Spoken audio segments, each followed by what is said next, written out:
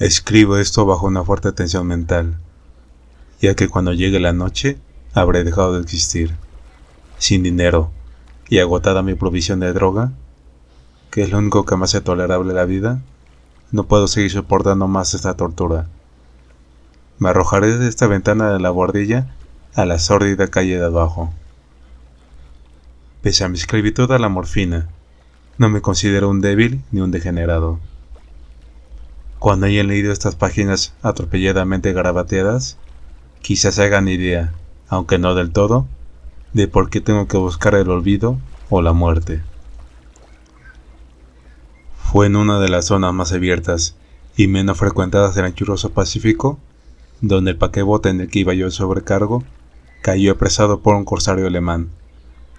La Gran Guerra estaba entonces en sus comienzos, y las fuerzas oceánicas de los hunos aún no se habían hundido en su degradación posterior, así que nuestro buque fue capturado legalmente, y nuestra tripulación tratada con toda la deferencia y consideración debidas a unos prisioneros navales. En efecto, tan liberal era la disciplina de nuestros opresores, que 5 días más tarde conseguí escaparme en un pequeño bote, con agua y provisiones para bastante tiempo. Cuando al fin me encontré libre y a la deriva, tenía muy poca idea de cuál era mi situación. Navegante poco experto, solo sabía calcular de manera muy vaga, por el sol y las estrellas, que estaba algo al sur del Ecuador. No sabía en absoluto en qué longitud, y no se divisaba isla ni cosa algunas. El tiempo se mantenía bueno, y durante incontables días navegué sin rumbo bajo un sol abrasador, con la esperanza de que pasara algún barco, o de que me arrojaran las olas a alguna región habitable. Pero no aparecían ni barcos ni tierra, y empecé a desesperar en mi soledad, en medio de aquella ondulante e ininterrumpida inmensidad azul. El cambio ocurrió mientras dormía. Nunca llegaré a conocer los pormenores, porque mi sueño, aunque poblado de pesadillas, fue ininterrumpido. Cuando desperté finalmente, descubrí que me encontraba medio succionado en una especie de lodazal viscoso y negruzco que se extendía a mi alrededor, con monótonas ondulaciones hasta donde alcanzaba la vista, en el cual se había adentrado mi bote cierto trecho.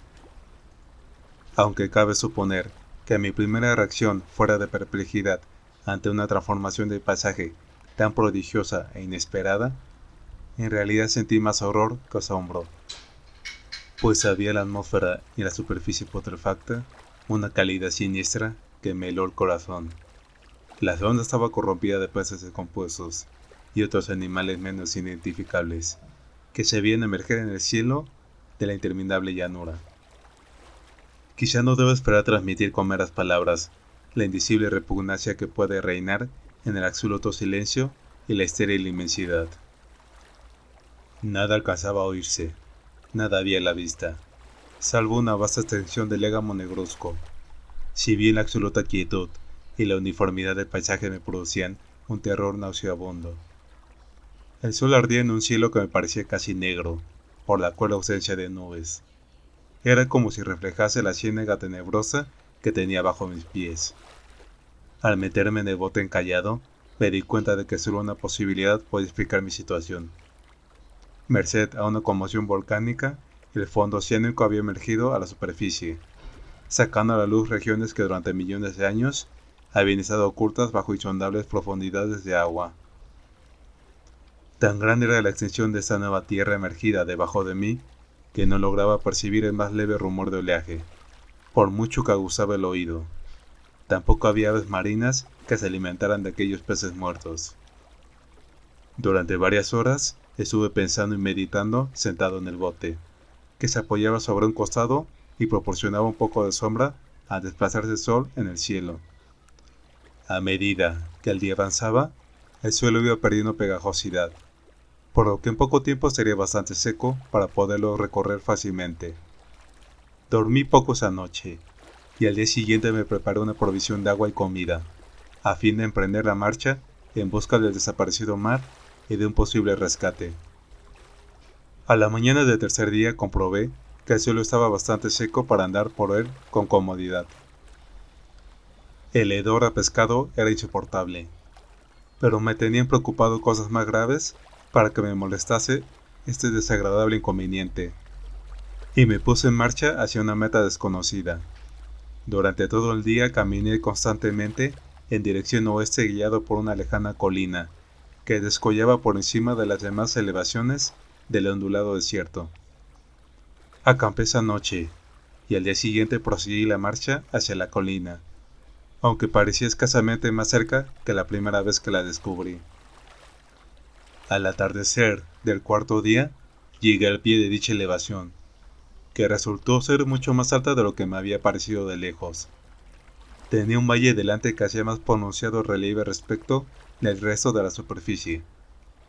Demasiado cansado para emprender el ascenso, dormí a la sombra de la colina.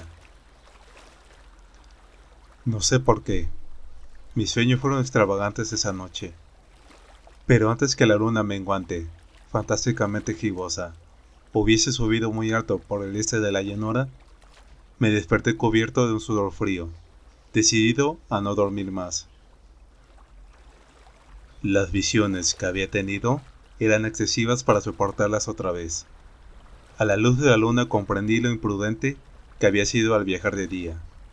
Sin el sol abrasador, la marcha me habría resultado menos fatigosa. De hecho, me sentí de nuevo lo bastante fuerte como para cometer el ascenso que por la tarde no había sido capaz de emprender. Recogí mis cosas e inicié la subida a la cresta de la elevación. Ya he dicho que la ininterrumpida monotonía de la ondulada llanura era fuente de un vago horror para mí. Pero creo que mi horror aumentó cuando llegué a lo alto del monte y vi, al otro lado, una inmensa cima o cañón, cuya oscura concavidad aún no iluminaba la luna. Me pareció que me encontraba en el borde del mundo, escrutando desde el mismo canto hacia un caos insondable de noche eterna. En mi terror, se mezclaban extraños recuerdos del paraíso perdido, y la espantosa ascensión de Satanás a través de remotas regiones de tinieblas. Al elevarse más la luna en el cielo, empecé a observar que las laderas del valle no eran tan completamente perpendiculares como había imaginado. La roca formaba cornisas y salientes que proporcionaban apoyos relativamente cómodos para el descenso. Y a partir de unos centenares de pies, el declive se hacía más gradual. Movido por un impulso que no me es posible analizar con precisión, bajé trabajosamente por las rocas, hasta el declive más suave, sin dejar de mirar hacia las profundidades estigias donde aún no había penetrado la luz. De repente, me llamó la atención un objeto singular que había en la ladera opuesta, el cual se erguía enhiesto como a un centenar de yardas de donde estaba yo. Objeto que brilló con un resplandor blanquecino, a recibir de pronto los primeros rayos de la luna ascendente. No tardé en comprobar que era tan solo una piedra gigantesca, pero tuve la clara impresión de que su posición y su contorno no eran enteramente obra de la naturaleza. Un examen más detenido me llenó de sensaciones imposibles de expresar, pues pese a su enorme magnitud y su situación en un abismo abierto en el fondo del mar, cuando el mundo era joven, me di cuenta, sin posibilidad de duda, de que el extraño objeto era un monolito perfectamente tallado, cuya imponente masa había conocido el arte y quizá el culto de criaturas vivas y pensantes. Confuso y asustado, aunque no sin cierta emoción de científico o de arqueólogo, examiné mis alrededores con atención.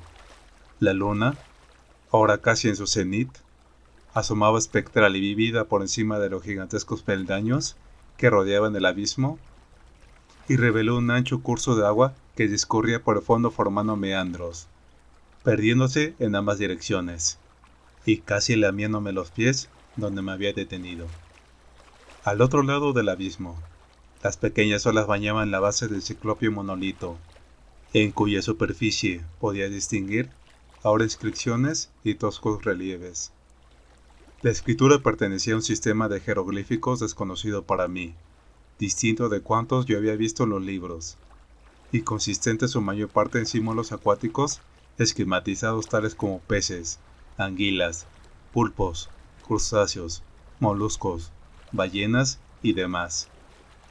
Algunos de los caracteres representaban evidentemente seres marinos desconocidos para el mundo moderno, pero cuyos cuerpos en descomposición había visto yo en la llanura surgida del océano. Sin embargo, fueron los relieves los que más me fascinaron. Claramente visibles al otro lado del curso de agua, a causa de sus enormes proporciones, había una serie de bajorrelieves, cuyos temas habrían despertado la envidia de un dore. Creo que estos seres pretendían representar hombres, al menos cierta clase de hombres. Aunque aparecían retosando como peces en las aguas de alguna gruta marina, o rindiendo homenaje a algún monumento monolítico, bajo el agua también. No me atrevo a descubrir con detalle sus rostros y sus cuerpos, ya que el mero recuerdo me produce vaídos. Más grotescos de lo que podría concebir la imaginación de un Poe o de un Bulwer. Eran detestablemente humanos en general, a pesar de sus manos y pies palmeados, sus labios espantosamente anchos y flácidos, sus ojos abultados y vidriosos, y demás rasgos de recuerdo menos agradable. Curiosamente, parecían cincelados sin la debida proporción con los escenarios que servían de fondo, ya que uno de los seres estaba en actitud de matar una ballena de tamaño ligeramente mayor que él.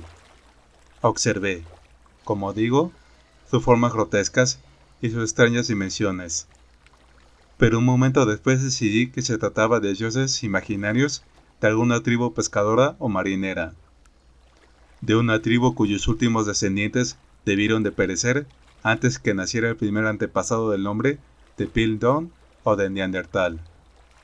Aterrado ante esa visión inesperada y fugaz de un pasado que rebasaba la concepción del más atrevido antropólogo, me quedé pensativo, mientras la luna bañaba con misterioso resplandor el silencioso canal que tenía ante mí. Entonces, de repente lo vi. Tras una leve agitación que delataba su ascensión a la superficie, la entidad surgió a la vista sobre las aguas oscuras.